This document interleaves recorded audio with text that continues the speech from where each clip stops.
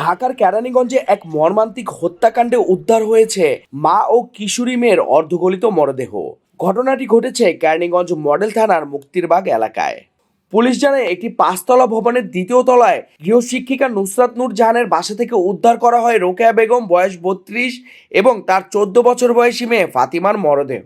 দীর্ঘদিন ধরে নিখোঁজ থাকার পর ফ্ল্যাট থেকে দুর্গন্ধ ছড়ালে স্থানীয়রা 999 নম্বরে ফোন দেন। পরে পুলিশ এসে দরজা ভেঙে ভেতরে প্রবেশ করে। পুলিশের ভাষ্য মতে রোকেয়ার মরদেহ পাওয়া যায় একটি বক্স খাটের ভেতরে এবং তার মেয়ের মরদেহ উদ্ধার করা হয় বাথরুমের ফলসাদ থেকে। প্রাথমিক তদন্তে ধারণা করা হচ্ছে এনজিও লোন পরিশোধ নিয়ে বিরোধের জেরেই এই নির্মম হত্যাকাণ্ড ঘটে। পুলিশ জানায় রোকেয়া বেগম গৃহশিক্ষিকা নুসরাত নূর জাহানের 1.5 লাখ টাকার একটি এনজিও ঋণে গ্যারান্টার হয়েছিলেন। দীর্ঘদিন ধরে কিস্তি পরিশোধ না হওয়ায় চাপ সৃষ্টি করলে গত 25 ডিসেম্বর কৌশলে মা ও মেয়েকে হত্যা করা হয় বলে অভিযোগ উঠেছে। শাহিন আহমেদ নামে একজন ভদ্রলোক জিডি করেন যে তার মেয়ে এবং তার স্ত্রীকে বাসা থেকে পাচ্ছেন না। তার দ্বিতীয় স্ত্রী, আরেকজন স্ত্রী আছে, তো স্ত্রীকে পাওয়া যাচ্ছে না। এটা একটা জিডির হয়। জিডির পরে আমরা এটা খবর নিয়ে থাকি, তদন্ত করি যে তাদের ব্যাপারে কোথায় আছে। তো এর মধ্যে এই বিভিন্ন চেষ্টা করার পর তাদের কোনো হদিশ না পাওয়ায় উনি 6 তারিখ, জানুয়ারি মাসের 6 তারিখে একটা মামলা করেন যে তার স্ত্রী হয়তো অজ্ঞাতনামা লোকেরা তার স্ত্রী এবং তার কন্যাকে অপহরণ করে থাকতে পারে। এর একটা নিয়মিত মামলা হয়।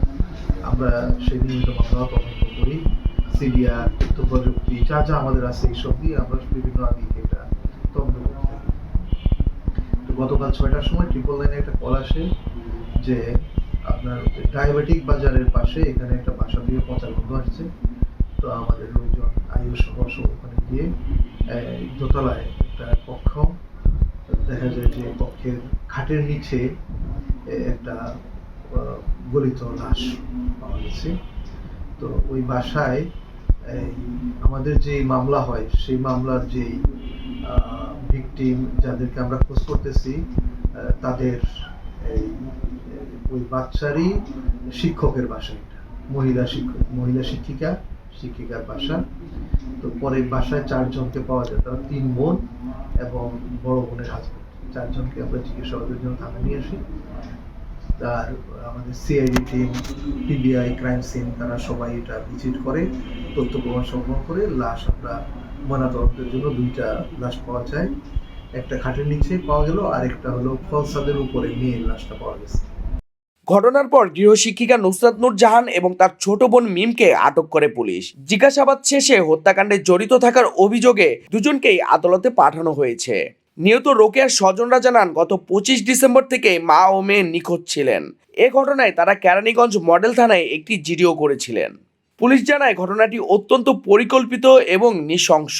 হত্যাকাণ্ডের সব দিক খতিয়ে দেখা হচ্ছে এবং তদন্ত চলছে।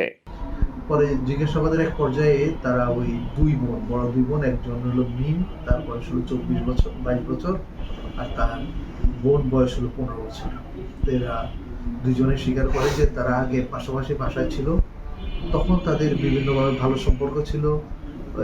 তখন যে আমাদের ভিকটিম মারা গেছে, যে রোকেয়া রহমান নাম, সে এনজিও থেকে 3টা লোকের নামে 1.5 লক্ষ টাকা এনজিও থেকে এদেরকে নিয়ে দেয়, সে এটার জামিনদার হয়। তো ওই টাকায় কিস্তি ঠিক মতো দেয় না, এইসব নিয়ে তাদের মধ্যে আবার মতবিরোধ হয়, বিভিন্ন সমস্যা ঝগড়াঝাটি হয়।